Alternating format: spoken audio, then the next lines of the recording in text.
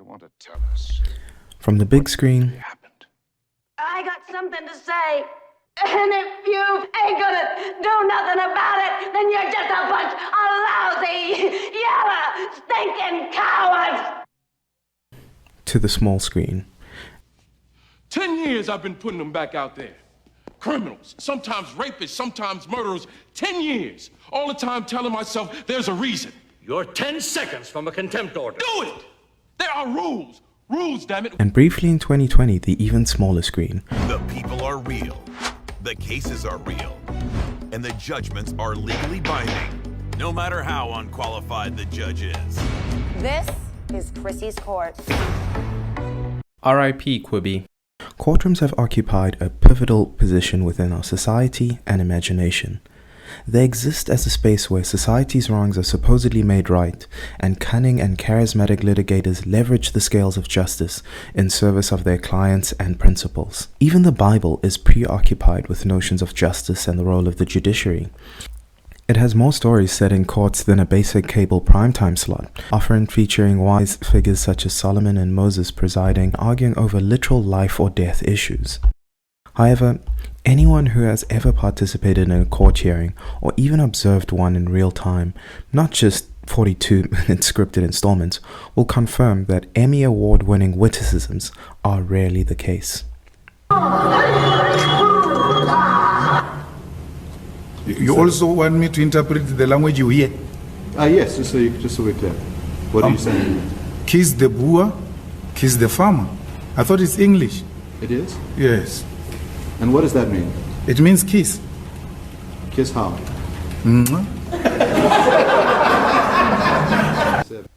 Yet, broadcasters continue to cover case after case at great expense. And after countless hours of viewing and reading, I now think I may know why. Court is now in session. All rise. I'm Colin, and this is Lokshin Library. Back on the beat.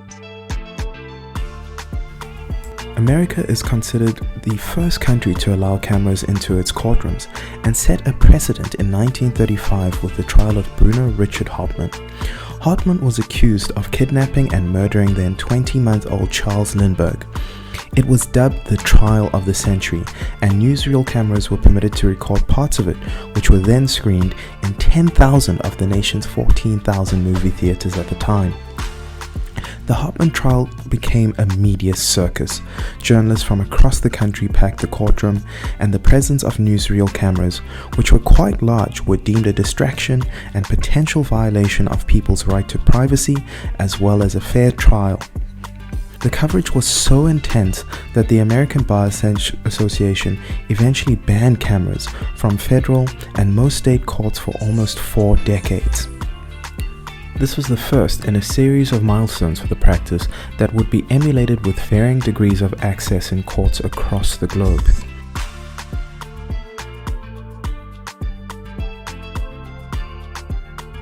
But as cameras shrunk in subsequent decades, public interest in court activities only grew, and judges slowly began to re-grant access.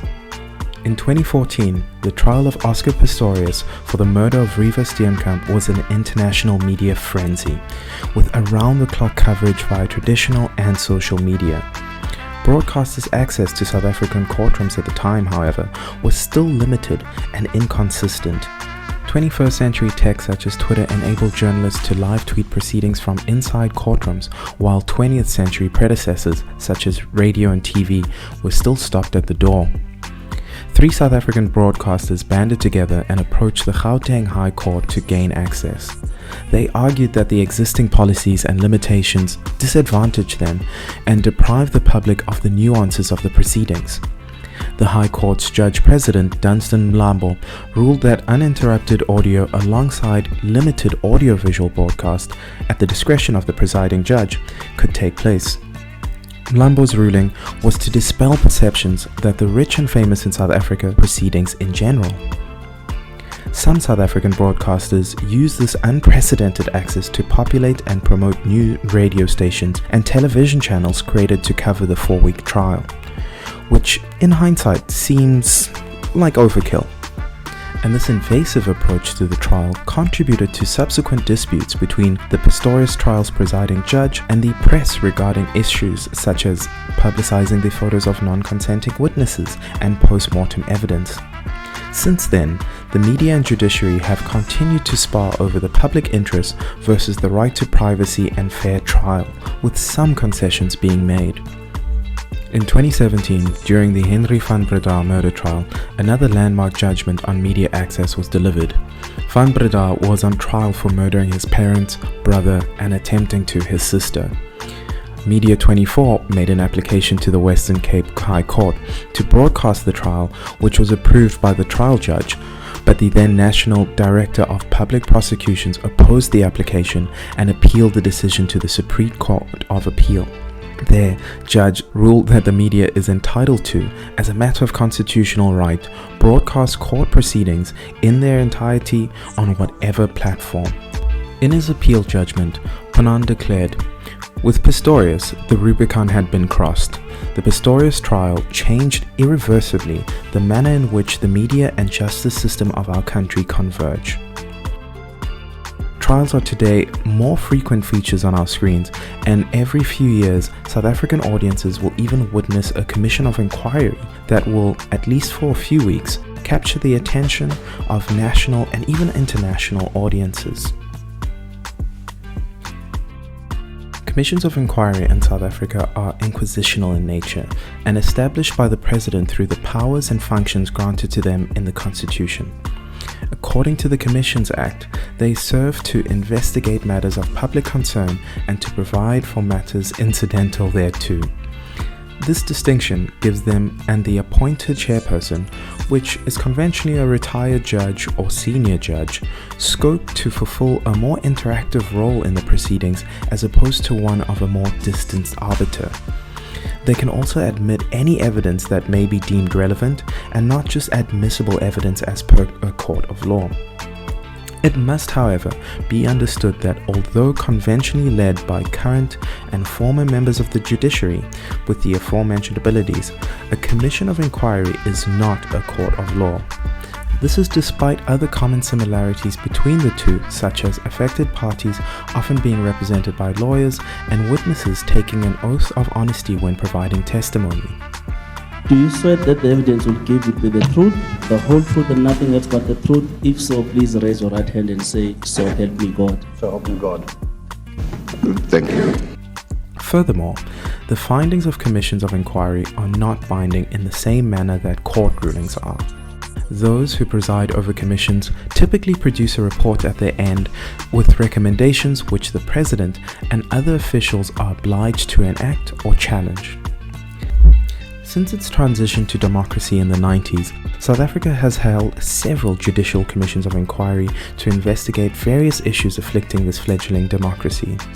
These commissions of inquiry are often seen by members of the public as an enormous financial and at times emotional expense, with people questioning the return on investment with each passing one. Some members of South Africa's legal fraternity have even gone so far as to argue that these commissions of inquiry can and have set unrealistic expectations among the public.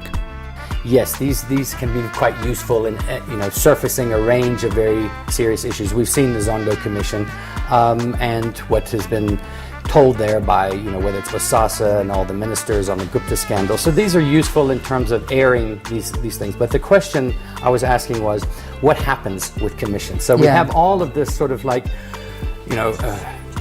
revelations that come out from 1994 up until now.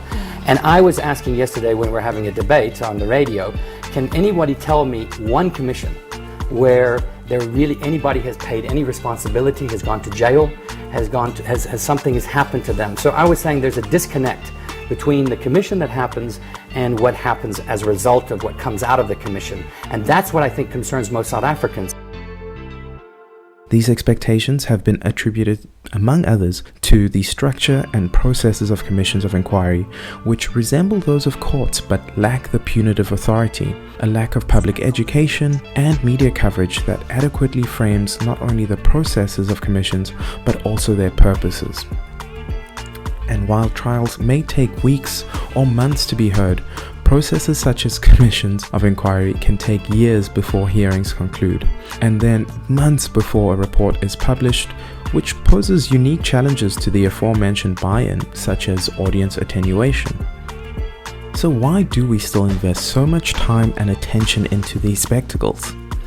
Despite some of the aforementioned limitations, the state still invests a great deal of resources and attention into commissions of inquiry, as they can, among others, draw members of the public into crucial issues affecting their communities, often informing those it does, usually via the media, and inviting engagement in the process. It has also been argued that the investigative insights provided ensures buy-in for important processes of change and renewal that sometimes follow, whether those be punitive action for those negatively implicated in the commission, or even change to the society's values and conventions.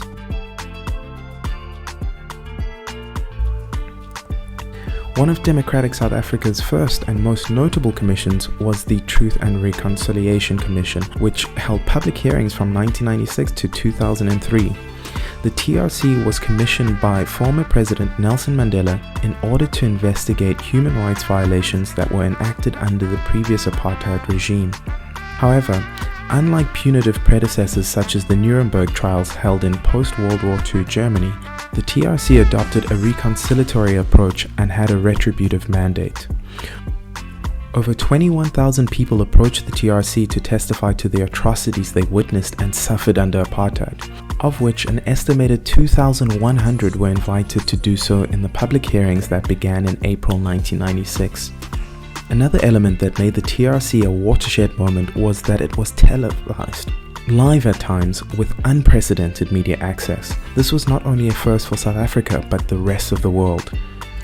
The hearings were initially said to be heard in private, but after decades of state censorship under the apartheid regime, there was overwhelming media and public interest in the TRC's proceedings. 23 NGOs who originally had even opposed the provision of amnesty for perpetrators took their objections to the Parliamentary Committee on Justice to gain media access to the hearings. The South African Broadcasting Corporation aired live broadcasts of 2 of the TRC's hearings. The rest were covered in daily news reports by various media outlets and a weekly hour-long television series produced by the SABC, Truth Commission Special Report, which aired on Sundays for 87 weeks between April 1996 and March 1998. Truth Commission Special Report provided viewers during that 2-year period invaluable insights to the processes and content of this first-of-its-kind commission. The series was presented by veteran anti-apartheid journalist Max du Preez, who, along with a team of other notable investigative journalists, would contextualize the public hearings by summarizing the week's hearings and supplementing the coverage with relevant audio-visual material, in addition to exclusive interviews with the victims, witnesses, perpetrators, commissioners, and sectoral specialists. Truth Commission Special Report also covered other systemic issues and events outside of the TRC's mandate in order to provide viewers greater historical context to the hearings taking place. Ordinary South Africans are determined that the past be known, the better to ensure that it is not repeated. They seek this not out of vengeance, but so that we can move into the future together. The choice of our nation is not whether the past should be revealed, but rather to ensure that it comes to be known in a way which promotes reconciliation and peace. The series had a dedicated following, particularly among black viewers, over its 2-year run and attracted an average of 1.6 million viewers over its first 9 months, which ran from April to December 1996. But this eventually declined by a little over 50% to 500,000 in the series' last 6 months, which were from October 1997 to March 1998. Despite what seemed like a dip in interest, the TRC's pursuit of truth and deeper engagement with South Africa's conflict set the template for future coverage of commissions of inquiry in South Africa, even ones such as the infamous King Commission in 2000, which were completely different in subject matter. The King Commission investigated match-fixing allegations against several South African cricket team players during their tour of India in 2000. That team had returned the Proteas to the international stage after apartheid sanctions, so the new nation was crestfallen by the revelations. The team captain, Hansi Cronje, was arrested in Delhi that April and charged for fixing a series of one-day international figures against the host country. Cronje denied the allegations, but then just days later confessed to accepting a $15,000 bribe. 2 months later, at the King Commission, he then spent 45 minutes reading a 22-page statement which revealed the true extent of his match fixing. My initial denials of involvement made publicly and to the UCB were untruthful. My letter of the 11th of April was also untruthful in a number of respects, and so too was the subsequent press statement issued on my instructions. I misled the United Cricket Board of South Africa and members of the South African government and those who tried to defend me. The King Commission investigated 14 matches between 1995 and 2000 that were believed to be fixed or an attempt to fix them had been made. Cronje subsequently received a lifetime ban from playing or coaching cricket by the United Cricket Board and was crucified by the press and fans alike in the wake of the commission. During Cronje's appeal, he took particular umbrage with how the media had portrayed him during the proceedings. He initiated complaints against South African-based Sunday Telegraph journalist Neil Manthorpe, who he accused of irresponsible writing and threatened legal action against newspapers and journalists who had written defamatory articles about him, with the Johannesburg Star even publishing an apology for some of their inaccurate coverage. Months later, Cronje died in a plane crash that created further speculation and even conspiracy theories regarding his career and the Commission. However, despite the Commission's extensive coverage, the subsequent ban and fatal accident, Cronje was still voted South Africa's 11th greatest hero in a 2004 public poll. In August 2012, 34 miners protesting for a wage increase at the Lonmin Platinum Mine at Marikana were massacred by the South African Police Service. The massacre constituted the most lethal use of force by the South African state against civilians since the Soweto uprising in 1976 and was even compared to the 1960 Sharpeville massacre. At the time, the Sowetan issued a front-page editorial which argued that Marikana reflected that apartheid brutalities against black workers were continuing in a different guise now. Reuters described the incident as having led South Africa to question its post-apartheid soul, while Al Jazeera tentatively suggested that Lonmin's link to the ruling ANC reflected an economic apartheid. In late August that year, then-President Jacob Zuma appointed a commission of inquiry to investigate matters of public, national and international concern arising out of the tragic incidents at the Lonmin mine in Marikana. It was chaired by Ian Farlam, a retired judge of the Supreme Court of Appeals, and began on the 1st of October. Although initially scheduled to run for 4 months, it received several extensions and ultimately sat for 300 days. Its report was submitted to the presidency in March 2015 and released to public that June. The commission was only partially televised and streamed, prioritizing high-profile appearances such as then Lonmin board member Cyril Ramaphosa. That's what we call foreshadowing. The Marikana massacre was a horrific matter, which, in my opinion, made more of a public impact through news reports and documentaries due to their more graphic and accessible nature, as well as the limitations of broadband access to streaming at the time. South Africa has had more eye-opening commissions of inquiry since then, and almost 24 over the last 3 decades. Of those, the last 3 were established by current President Cyril Ramaphosa. Remember when I was foreshadowing? During his first year in high office, he created commissions to investigate allegations of systemic maladministration and corruption within state apparatus such as the South African Revenue Service, Public Investment Corporation, and National Prosecution Agency, which took place during his predecessor, President Zuma's tenure. Ironically, the last commission of inquiry President Zuma initiated was also one into his alleged misconduct, the Judicial Commission of Inquiry into allegations of state capture, corruption, and fraud in the public sector, including organs of state, aka the State Capture or Zondo Commission. During Zuma's tenure as president, there had been numerous reports of a prominent and wealthy family from India leveraging their relationship with the president and other members of the African National Congress to secure state contracts and flout regulations. The Guptas... Wait, where have I heard that surname before? Oh God, not again. These reports were eventually investigated by the public protector when a complaint was made in March 2016 by Brian Mhlanga, the Vicar General of the Dominican Order of Southern Africa, a body of Catholic priests from South Africa, Zimbabwe, Malawi, and Zambia. The complaint had split the order's leadership as they had not managed to reach consensus on the decision.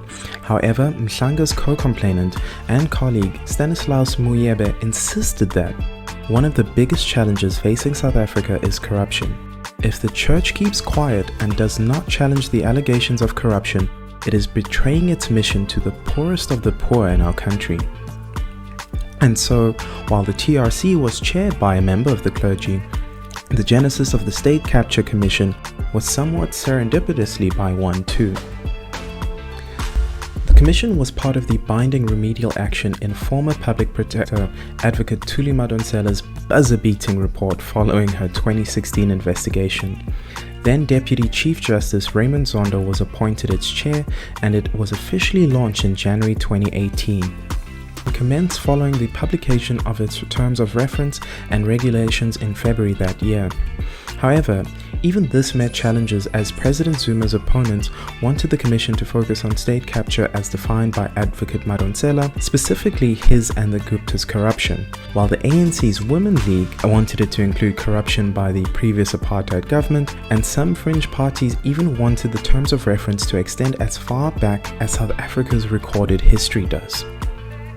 At the Commission's opening on 20 August 2018, its legal team head Paul Pretorius stated that he and its mandate were to establish whether the alleged state capture had occurred, when it did, and how it could be prevented in future.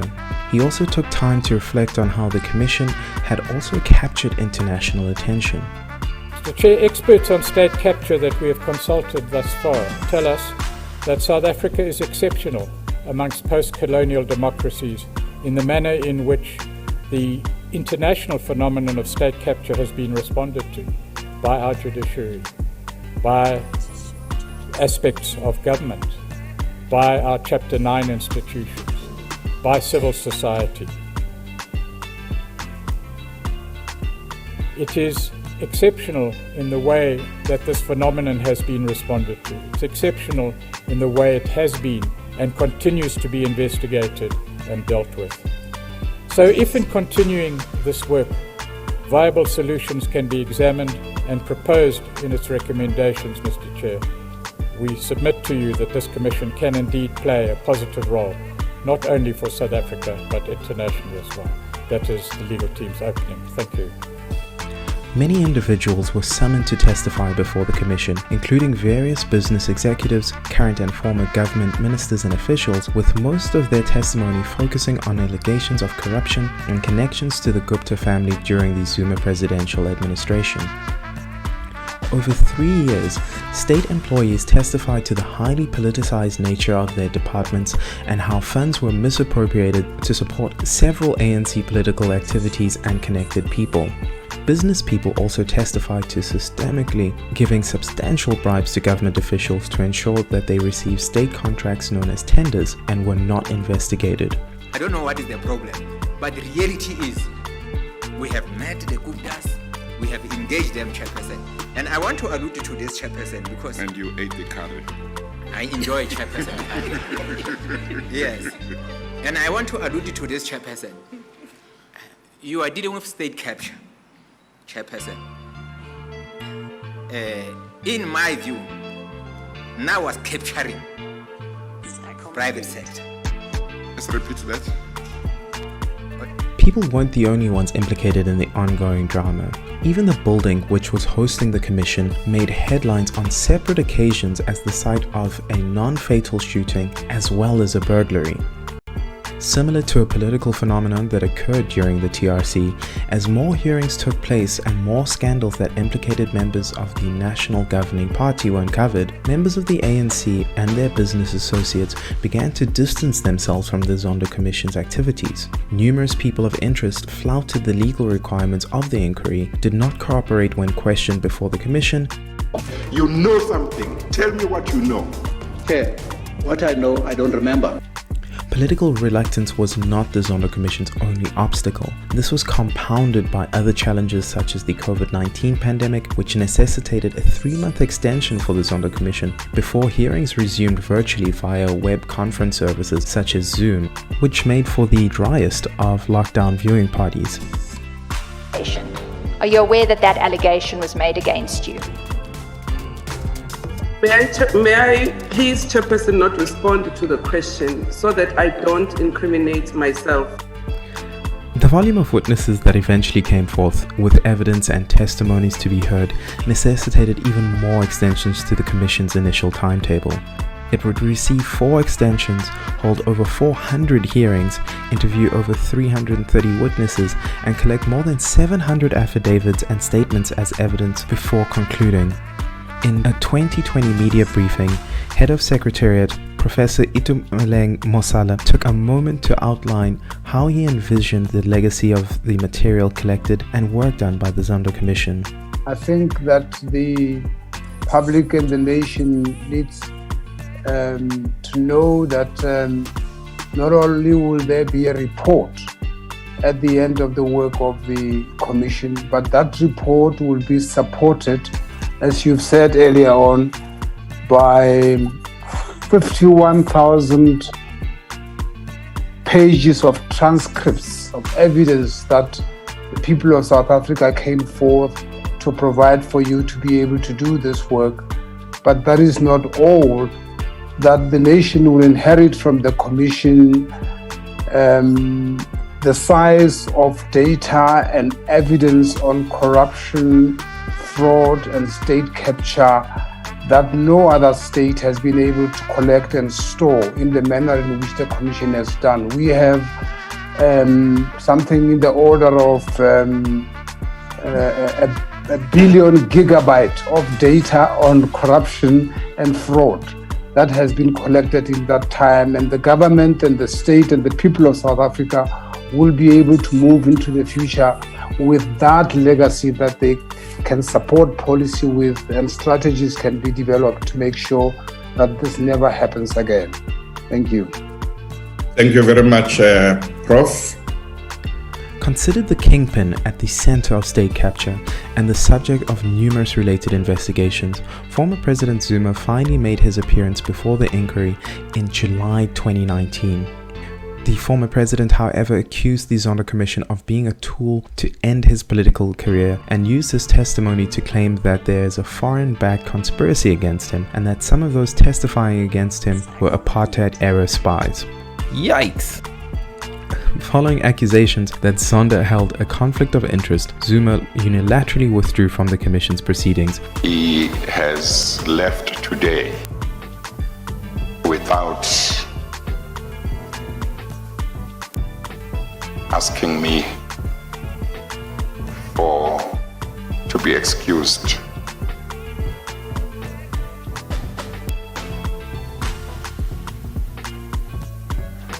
But in June 2021 was found in contempt by the Constitutional Court. Mr. Jacob Gedleyihlekisa Zuma is sentenced to undergo 15 months imprisonment.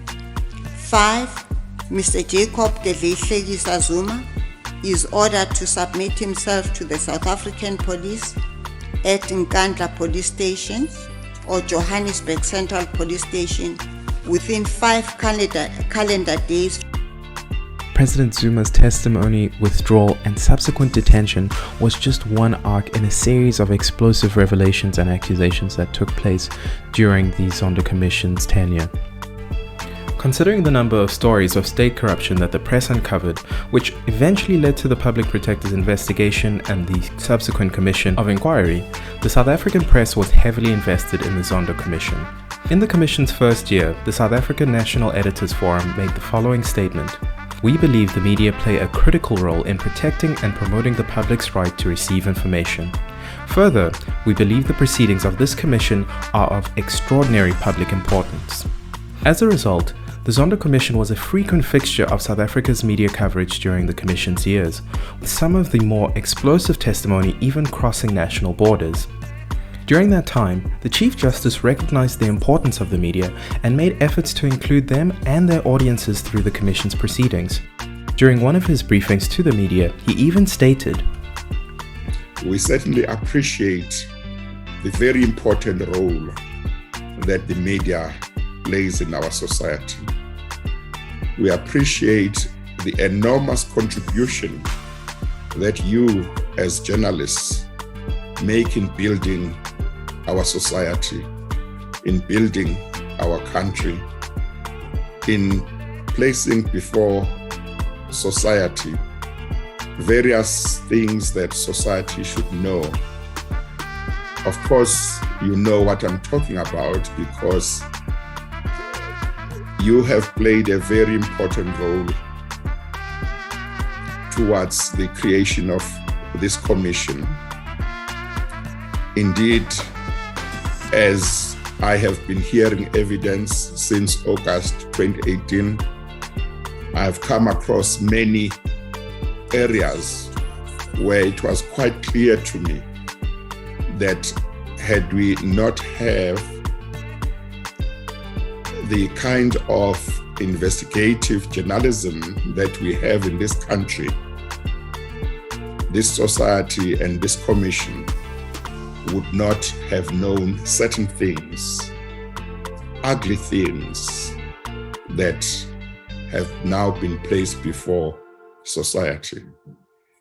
So I don't want you as the media and journalists to ever think that when we have not been available, it has been because we don't appreciate the important role that you play. We really salute you for your contribution.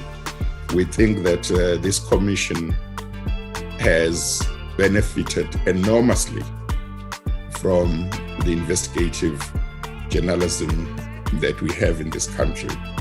So I thank you for the support for the work of the commission that you have shown, at least many of you.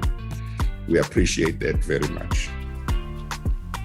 Chief Justice also ensured that the Commission was supported by a dedicated and fairly sophisticated media liaison office with Reverend Mbuyisela Stemela as the Commission's official spokesperson. The Commission regularly disseminated press releases via email and an official website informing the media and public of events such as scheduled hearings, in addition to updates on other developments such as court challenges. This commission also uniquely, compared to its contemporaries, embraced new media channels such as online video streaming, creating its own YouTube channel.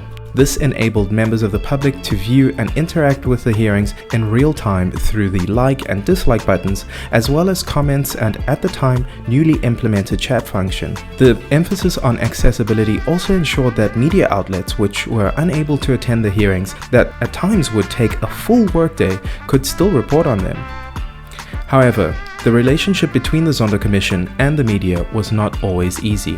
While the Chief Justice understood the importance of media coverage and even welcomed it, there were instances which he believed exceeded that welcome, drawing some of his ire and criticism. Representatives of the Commission eventually met SANEF in an effort to mediate these transgressions and develop a better working relationship. At one of these meetings, the Commission's acting Secretary stated,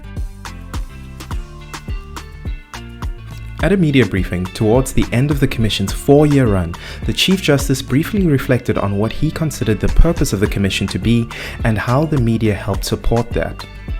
It is very important that this investigation that is done by the Commission be done so that we can make sure as a country that nobody thinks that they can engage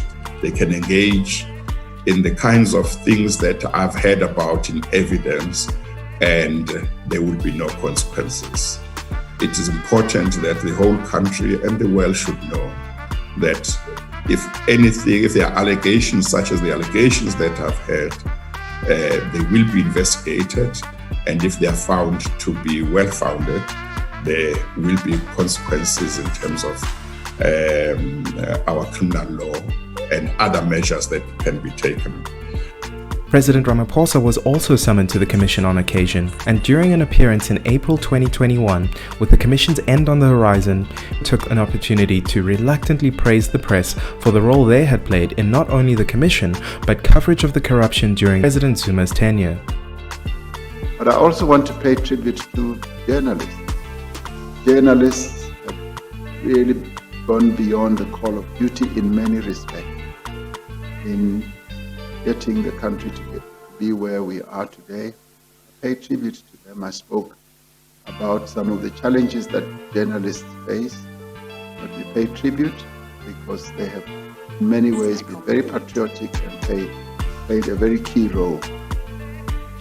The media played an undeniable role in the Zondo Commission. The Commission relied on it to communicate the work undertaken and the scandals uncovered. It also certainly would have had a more difficult time securing the amount of public buy-in it received, and in turn support for unanticipated developments such as the extensions and ballooning budget, which was more than the combined cost of other notable and recent commissions of inquiry held to investigate issues such as Marikana, tax administration, and governance issues within SARS and the PIC. At the time of the TRC, prominent South African journalist and then SABC board member Alistair Sparks insisted that televising the hearings would be the ultimate invisible justice, as not everyone can go to the hearings, but anyone can tune into it on television. This is a way of opening the court to the whole nation. The broadcaster was, however, experiencing trying financial times in the 90s and lacked the resources to create a dedicated channel to live broadcast the TRC's hearings as some had hoped. Due to exponential advancements in broadcasting technology since then and increased affordability of those technologies, the SABC has since expanded its capacity, despite still experiencing financial difficulties, which ironically would also be the subject of some of the Zondo Commission's hearings. The SABC is still considered a news leader in Southern Africa and has 3 television stations and 18 radio stations broadcasting in all 11 of South Africa's official languages. The broadcaster also has YouTube channels in 7 of South Africa's official languages, and its most popular is the English-based SABC News, which streamed every single one of the Commission's hearings and by their end in 2021 had 1.3 million subscribers and over 650 million views. At the time, I scoured the SABC News channel manually, collecting and collating data such as chat activity and comments for each live stream. The data collected that September revealed that the SABC News channel had live streamed 674 sessions of the Zondo Commission, totaling 2,220 hours. Sure. These sessions, it should be noted, are not a one-to-one correlation to the number of hearings that took place, as things such as tea and lunch breaks would interrupt the stream, necessitating the start of a new session when the hearing resumed. In total, these streams had attracted 21 million views, with an average of 31,283 viewers per live stream. The Commission's first year was stable for the most part, but peaked in June 2019 when President Zuma made his highly anticipated first round of appearances.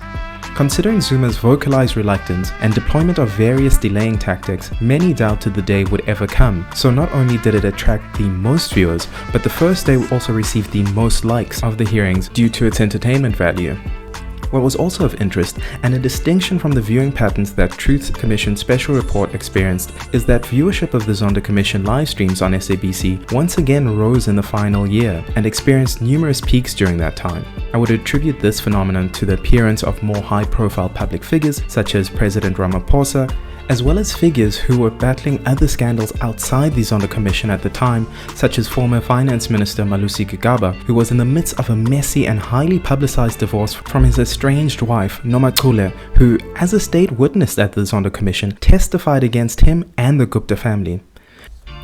President Zuma's legal activities, both related to the Zondo Commission and other court cases, were intensifying at the time, keeping him and the Commission in the headlines and sustaining public interest. The Zondo Commission's last year also featured numerous hearings on corruption, maladministration within state-owned enterprises such as the South African National Power Utility Eskom, railway-related agency, and its national airline. These carry enormous national mandates and have underperformed and overspent for years. Some have even been the subject of previous public protector reports, so there were years of public interest surrounding them. At the time of analysis, the Zondo Commission live streams had received 5,518 comments, and there is a clear correlation between the comment and the viewership patterns.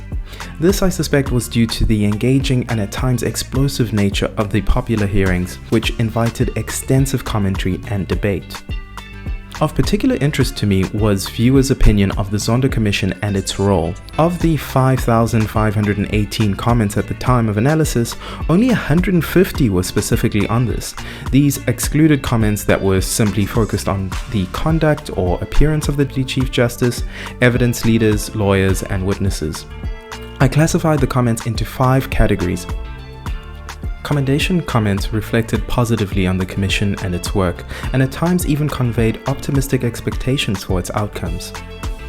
Most of the comments, however, were in condemnation, which was expected as people are more likely to vocalize or post, in this instance, disapproval or dissatisfaction with something they are viewing and or experiencing, than just leave a like or dislike.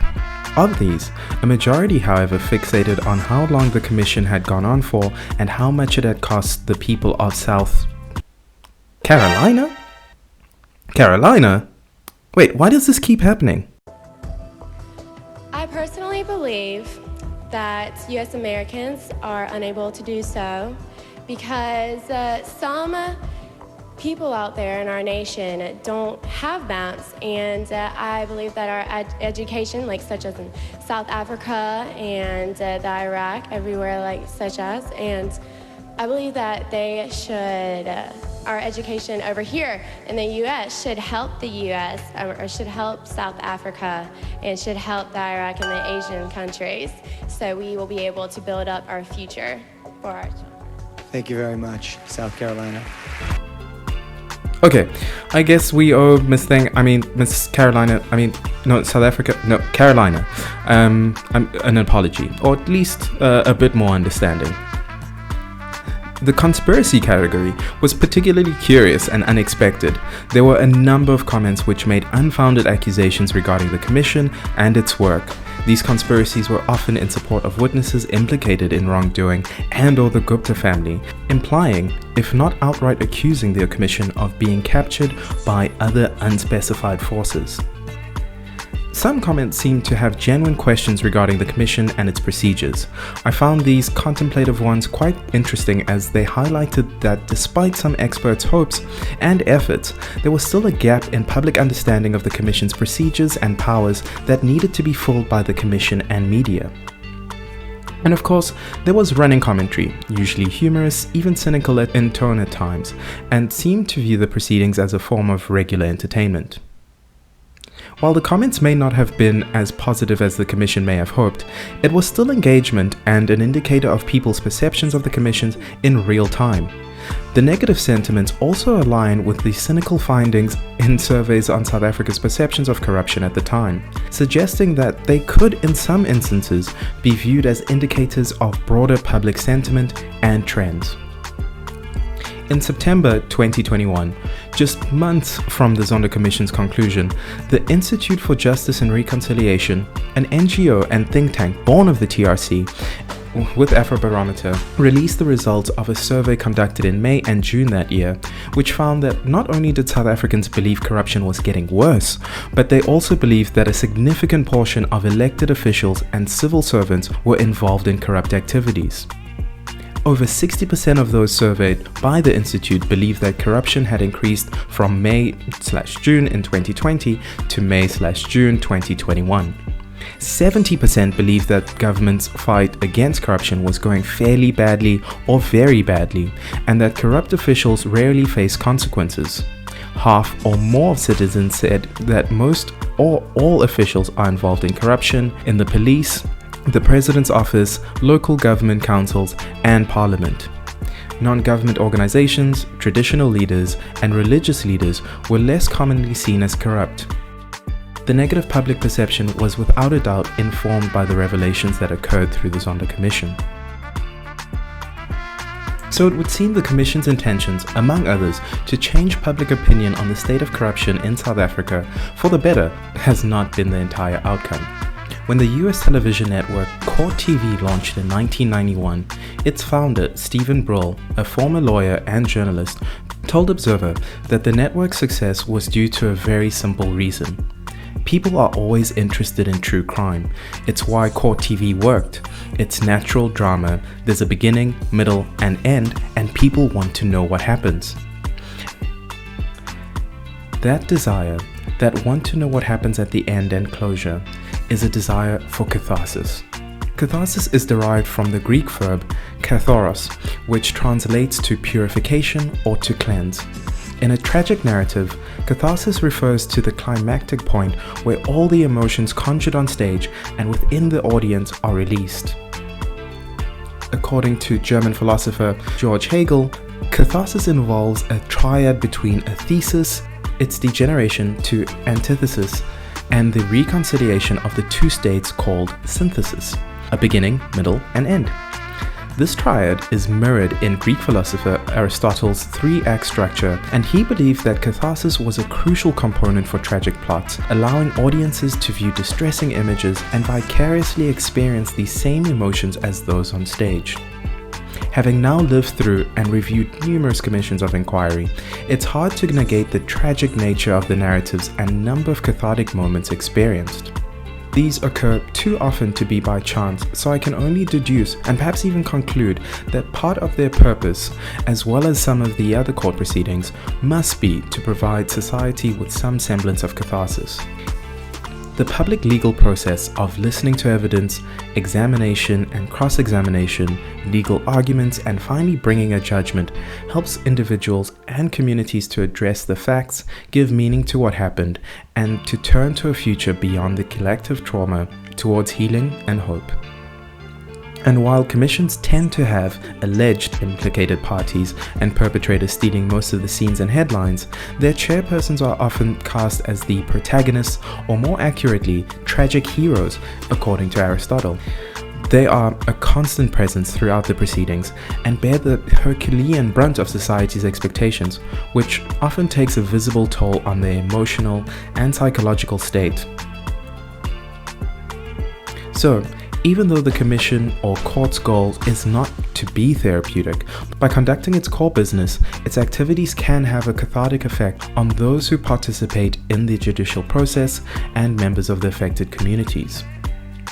When commissions are completed, however, the public usually can't fully release the emotions conjured yet, as the recommendations by commissions are not binding and rely on other state stakeholders to implement via processes which can edge a full cathartic release for months or even years. These processes are susceptible to political influence and inaction, and the TRC is a tragic example of this. Archbishop Tutu even had the dishonor before his passing of reactionary critics claiming that he and Nelson Mandela sold out the country through the TRC. However, this was considerably unfair, as less than 10% of the TRC's amnesty applicants actually received it, and the Commission's recommendations required implementation by other arms of state under Presidents Mbeki and then Zuma, which they didn't. Tutu, in his final years, became quite critical of the ANC for what he considered its failures as government, and on the 20th anniversary of the TRC, even he seemed somewhat disillusioned with its legacy and denied catharsis. Watch out. Please watch out.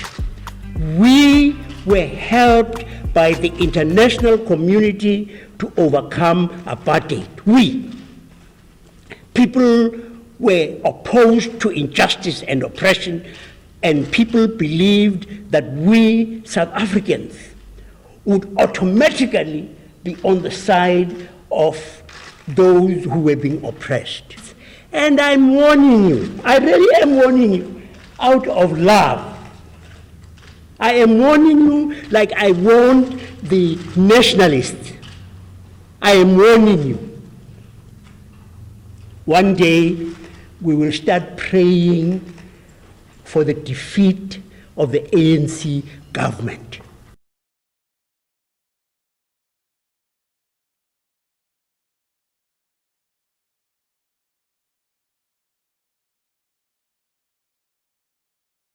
As a result, countless families who did or tried to participate in the TRC are still waiting for answers to their questions regarding their missing loved ones, which become less likely and more urgent with each passing year.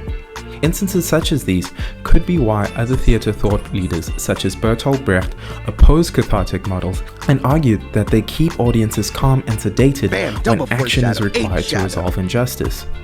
Even the Gupta who bribed Hansi is still not behind bars, and one of the figures implicated in the Marikana massacre is now president. However, there is hope.